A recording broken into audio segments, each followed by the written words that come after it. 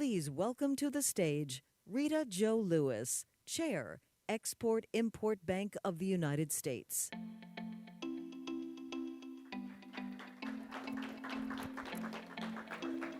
Good afternoon. Good afternoon. It is so great to be with you today, and it's exceptionally wonderful to be participating in events surrounding the UN General Assembly, especially alongside my colleagues from the Biden-Harris administration. You know, I would like to extend a special thank you to Matt Swift and the Concordia team for having me here today. You know, on the heels of a global pandemic and so many supply chain shocks, a fundamental question facing American policymakers has been, how do we create a prosperous economy built to succeed for the next generation, and an economy that's built for everyone? You know, I believe the answer to that question lies in rebuilding our manufacturing base in sectors that are critical to America's economic security, leveraging innovative financing solutions so that our American companies and U.S. workers can better compete around the globe, and to also foster commercial partnerships with like-minded nations. You know, I'm here today to outline how the U.S. Export-Import Bank is at the table to shape this vision for the future in new ways and respond to meet the challenges of the moment. I'm also here to ask you for your help as we work to build a better America and a better world. You know, since U.S. EXIM's founding 88 years ago, when President Franklin Delano Roosevelt created the bank amidst the Great Depression, we have played a critical role in fostering economic opportunity for U.S. companies and our workers. Our core offerings have been loans, loan guarantees, and insurance products to foreign buyers of U.S. goods and services backed by the full faith and credit of the United States government. You know, these tools have helped so many companies reduce risk and open new lines of credit for projects that cannot be supported by private sector financing. You know, in our early days, we financed historic projects like the Pan American Highway, the Burma Road, and then following the Second World War, when European governments struggled to raise private capital, EXIM filled a $1 billion credit gap that helped rebuild Europe with American exports. Those exports later became the cornerstone of the Marshall Plan.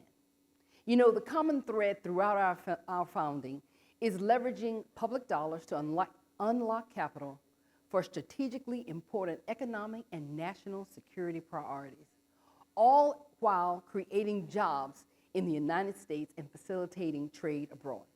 You know, today, EXIM stands as America's only official export credit agency. But now, in the Biden-Harris administration, we are at the start of a fresh new chapter, a chapter in which we are once again being called on to advance America's economic prosperity as well as America's economic security. You know, I'm excited to be in an administration where the president is investing in us at all levels, with his most recent budget request increasing EXIM's budget funding for the first time in more than 7 years. You know, over the past few years, we've launched several new initiatives that have responded to the global competitiveness landscape and has helped American companies compete and win around the world.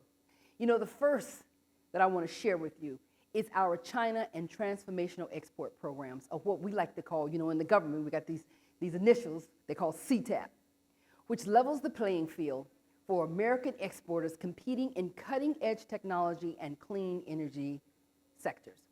The second is our brand new Make More in America initiative, which supports exports-oriented U.S. manufacturing products and projects, ultimately helping American manufacturing jobs in critical sectors like semiconductors, renewable energy, and so much more.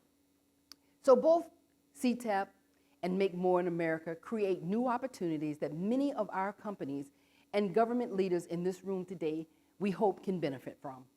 You know, with respect to CTAP, China's Belt and Road Initiative has fundamentally, we all know, has fundamentally changed the global economic competition. In 2019, China's official export credit agency, and they have three, supported more than $33 billion for projects around the world. And in the midst of the COVID-19 crisis, that number was $18 billion. So by comparison, the nearest OECD competitors supported roughly $12 billion in each respective year. So much of China's export credit support is happening with little to no transparency, outside of the international rules and standards that ensure a level playing field, and definitely with outside of sustainable lending practices. So that's why Congress has tasked USXM with launching CTAP to advance America's comparative leadership with respect to China and to support US innovation, jobs, technological standards through competitive financing.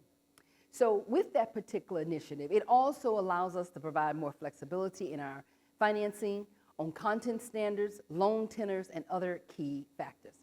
So for US exporters facing competition from China, and for projects that are within what we call the transformational export area, the 10 transformational export areas are all on the cutting edge of the energy transition, technology, and healthcare. You know, the goal of our program is not to match China for dollar for dollar.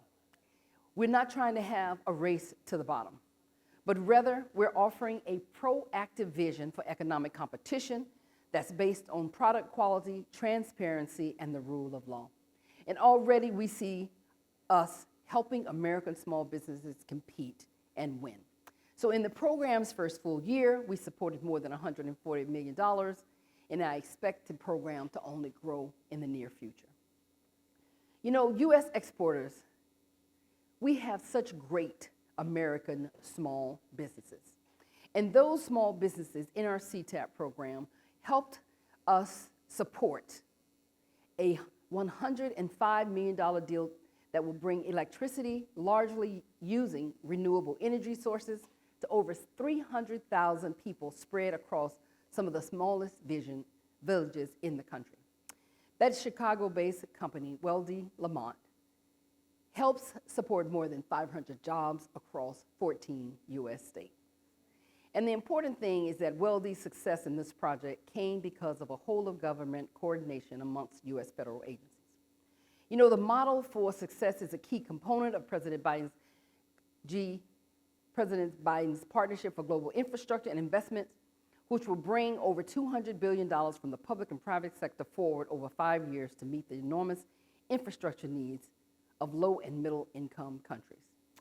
PGII was launched in June at the G7. We all know that this is the president's signature offering that is there working with his counterparts, which is launched to be a value-driven, high-impact, and transparent vision for infrastructure development. You know, in addition to answering the call to advance America's economic security abroad, XM is also answering the call to rebuild America's manufacturing base here at home. So decades of underinvestment, supply chain shocks, and Russia's invasion of Ukraine have all exposed gaps in America's supply chains. These gaps include insufficient manufacturing capacity, the erosion of the United States export industrial base, and competition with China. But from day one, let me tell you that President Biden has been clear that solving these challenges requires all the tools in the US toolkits, including XM Bank. And he's been clear that we need to rebuild America's manufacturing capacity in industries like semiconductors, solar panels, and nanotechnology. And so that's why he called on us to use our existing programs to support US manufacturing, jobs, through Make More in America initiative.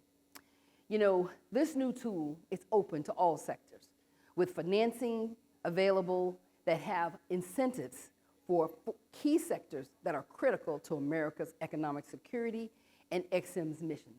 These incentivized sectors include environmentally beneficial projects, small business, and transformational exports. You know, projects in this new initiative must be linked to exports, and they must pass our traditionality standards and ensure that XM's financing is being complementary to existing government programs and private commercial lending. So in parallel to MMIA, President Biden has also recently signed, as you all know, and I'm sure many of my colleagues have talked about it, the CHIPS Act. And so together, we hope that these new resources will strengthen American manufacturing, our supply chain, and our national security to keep the United States the leader in the industries of tomorrow. You know, ultimately, we know we have to build an America that is positioned to succeed, positioned for the next generation. We know we need to make more in America and export more from America. We need deeper commercial partnerships with individuals in this room who are participating in, and also participants in this conference who are like-minded. We need like-minded partnership with like-minded nations so that we can emerge from the crisis of the recent past. Our supply chain, our workers can be more stronger, more durable, and prepared to build our economy from the bottom up and from the middle out. The Export-Import Bank is at the start of an exciting new chapter, and we are laser focused on building a better American export ecosystem. So I will tell you, in the few short months that I have been Senate confirmed, I am deeply, and all of us at XM are deeply committed to expanding and growing our partnerships and making the bank not just a tool for large global companies, but a bank for everyone, especially small business, minority and women-owned business, LGBTQ and veteran-owned businesses, and businesses in rural communities. As we tackle these new challenges, we need your help. I need your help. We want you to become the ambassadors, and that is why asking you for your help to become the champions and ambassadors for us at Export-Import Bank. We know that so many of you share the commitment for economic security and economic prosperity. So as you look for new business opportunities, we encourage you to not only think XM, but also partner with XM. Our American exporters cannot succeed without all of us answering the call in this new era. Thank you very much.